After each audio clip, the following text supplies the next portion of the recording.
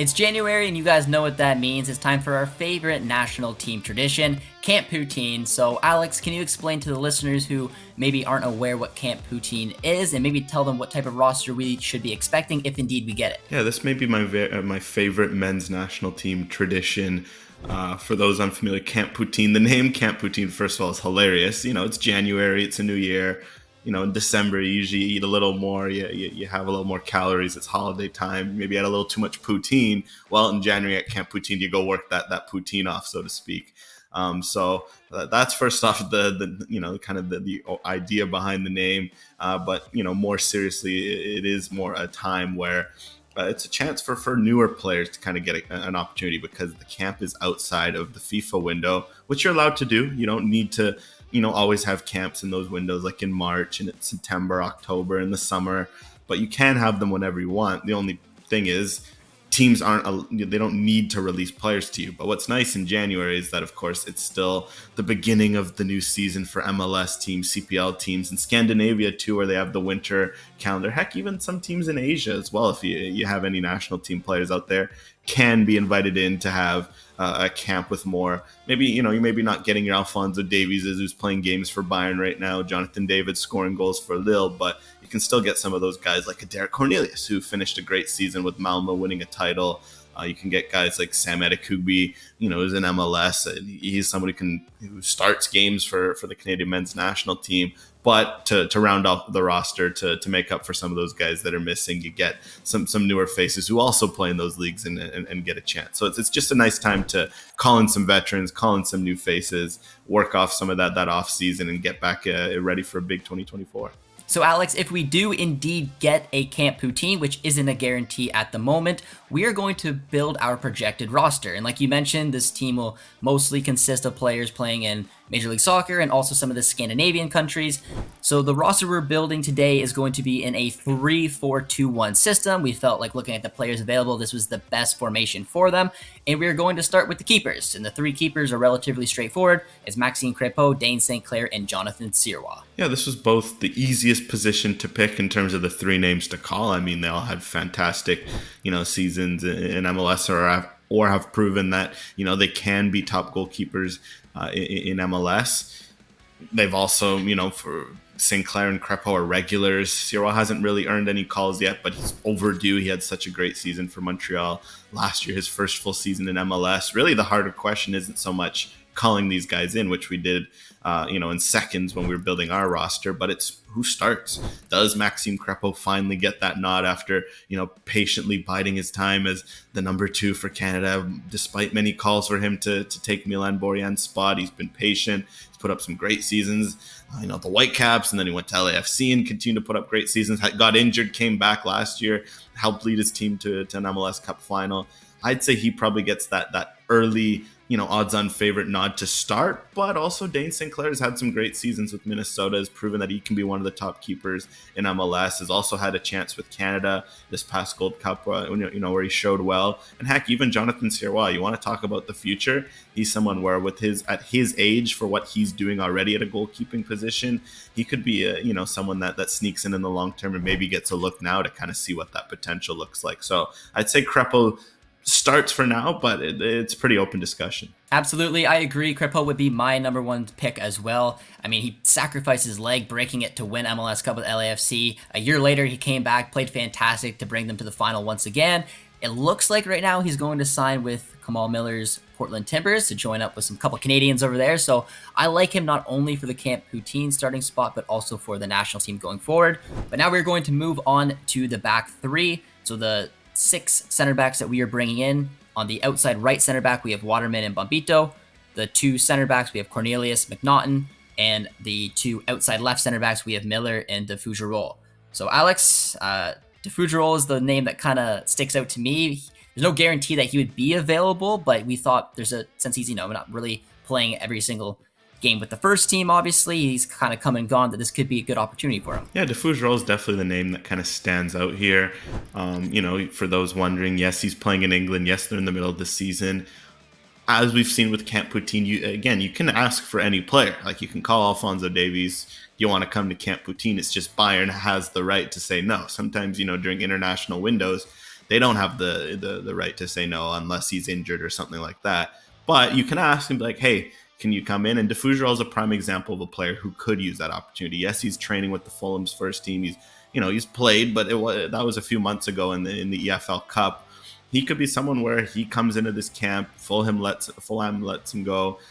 He goes and gets these minutes, and this could be a chance for him to really prove that, okay, this is a reason why Canada could see him as a longer-term starting center-back option.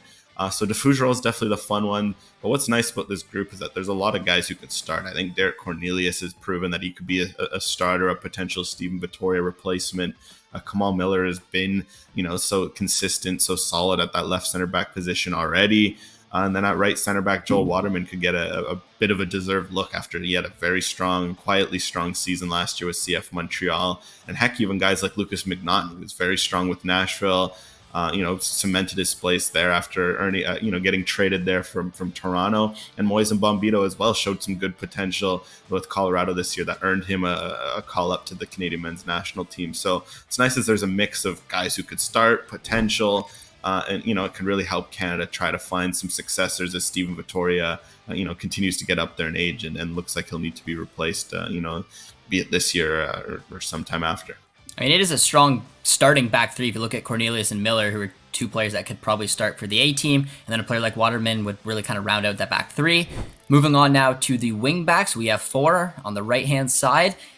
One potential dual national. We have Larea leading the way with Farsi as the backup. On the left side, we have Adekubi, and then another dual nat with a rumor out there linking him potentially to a switch to China is Raposo. So, Alex, we did go with a couple of dual nationals, but this is what this type of camp is for, is to hopefully bring these players who have been having success at their club level that also have some interest from other national teams, Farsi with Algeria, and like I mentioned, Raposo with China, into a camp like this and hopefully get them to commit to Canada going forward. Yeah, exactly. And what's nice is you can bring them in, they get a chance to taste the training environment. You also can play them in a friendly, and you're not risking, cap tying them like it's a competitive game, or, like we mentioned, the Gold Cup, for example. You bring a B team, but you have to understand that anyone you bring in is going to get cap tied with it being a tournament, whereas it's friendlies. You can afford to take a look at some of those guys. And I think what's nice as well is those are guys who could potentially help Canada as well. At fullback position, there's a lot of Canadian fullbacks these days, but beyond some of the main guys, there is some room for some guys to kind of step up into that conversation. So, while guys like Larea and Adekubi, they're going to continue to be key players for the national team going forward. Heck, Larea proved last year that, he's going to be earning some starts, and even Adekubi as well. His only crime really is that he's going up against Alphonso Davies, because if not, he'd be also a nailed-on starter just like Larea is. But even then, he's going to keep getting minutes. But after that, guys like Raposo, they can compete. Raposo had a very good season in MLS last year. In fact, he knows what it's like to compete with those kinds of guys. Adekubi and Larea came in, and Raposo continued to play strong, even started to play better and earn minutes despite the presence of those two. So it'd be nice to see him compete. And then Farsi as well. It's someone where he obviously had some interest in wanting to play for Algeria, and he had a great season for the Columbus Crew. It'd be nice for him to get a chance to taste a Canadian environment, because he's represented them in the futsal level before, but it would be nice to get him in a first team environment, even if it's his Camp Poutine, just to get that taste.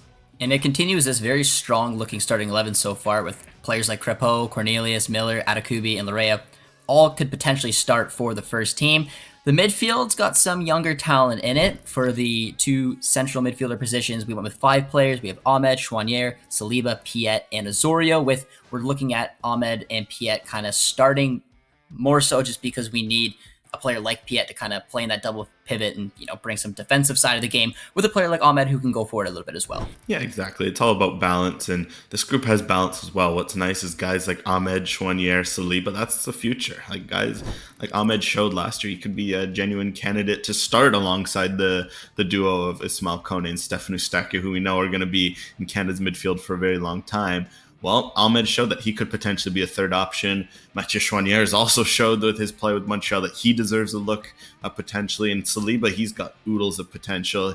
He really grew and came on at the end of last year and really improved his performances and showed that he's someone to definitely watch. He's looks like he's going to make a nice move to Europe eventually over the next, couple of years. Ditto with Ahmed. Like, there's just so much potential in that trio. But then also to balance it out, you've got Piet, who can be that steady veteran, that reliable piece.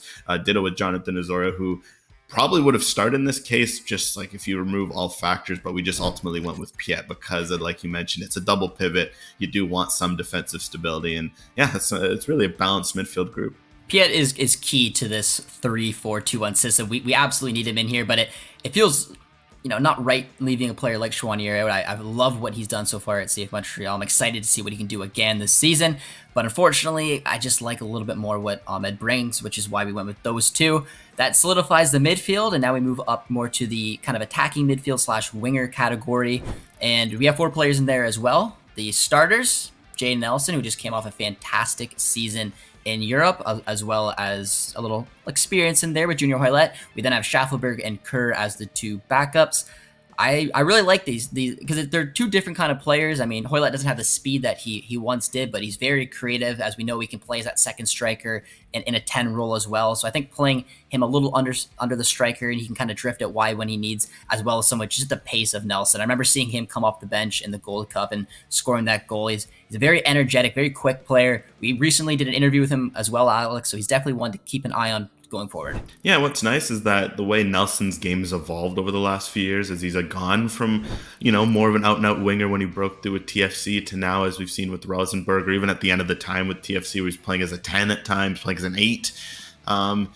He's someone who's really working on being able to play centrally and link play and be a different sort of profile. That's what Junior Hoylett did over his career. I remember when he was a blazing winger back in his QPR days, and now he's just this intelligent 10 who can play between the lines. We saw it in England. We saw it at the last year with the Whitecaps.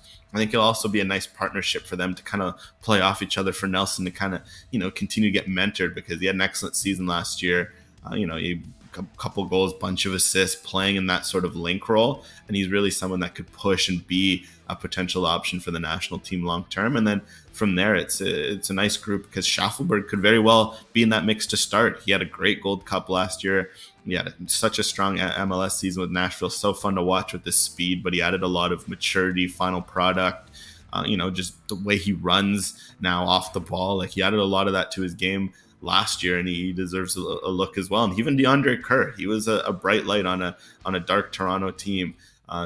Someone like him, he really showed that he can be an offensive piece, sometimes playing as a 9, playing as a winger, getting into positions, and being able to finish them as well. Kerr is an exciting name. Absolutely. And to round out the roster, the final position is the striker position. Jason Russell-Rowe is the obvious choice right now. He's got the experience playing with the national team. Came off a pretty decent kind of impact sub role at Columbus Crew. We then went with Daniel Jebison, who's a player that might surprise some of you guys, but like we mentioned, he's been out and has not played for Sheffield United in a very long time. If he can recover in time and, just wants some experience, doesn't have to commit to anything, come to a Canada camp, maybe just get a couple reps under his belt, I don't think that could be a bad thing, as long as, of course, Sheffield United give him permission, and if he is indeed interested in playing for Canada.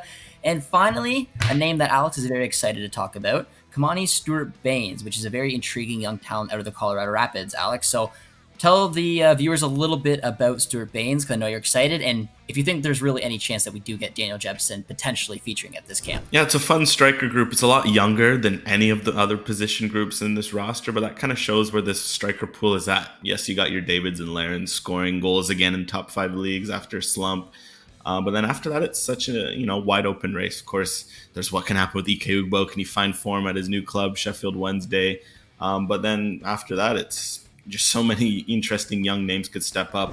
Jason Russell-Rowe is one of them at the top of the list. He had a great season last year with the Columbus Crew, scoring goals in a depth role, which is not easy to do as a young striker. And he's got a lot in his game that impresses me, such as his link-up play, his hold-up play is very good for someone his age. He can get in behind. He can score with both feet. He's shown it at the MLS Next Pro level. So he's definitely one to watch long-term.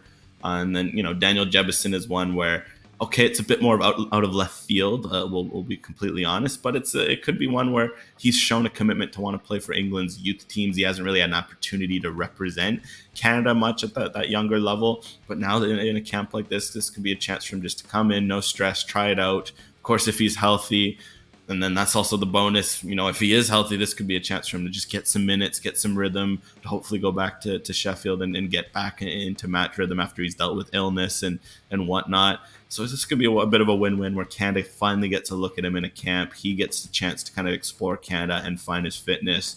So it's a bit more out of left field, but hey, he's still a young, promising striker, prospect, someone to watch from a Canadian perspective. Then the last one's a bit of a fun one. Not many people might not know, CanMNT Stuart Baines, but he's just 18. He's about to turn 19. But the fact that at his age, he's already been drafted in the Super Draft, that's a huge accomplishment. He had 3 goals, 7 assists last year as a freshman in the NCAA. Those are very good numbers for an attacking piece of that age. Sometimes they don't even start. He's already got pro experience.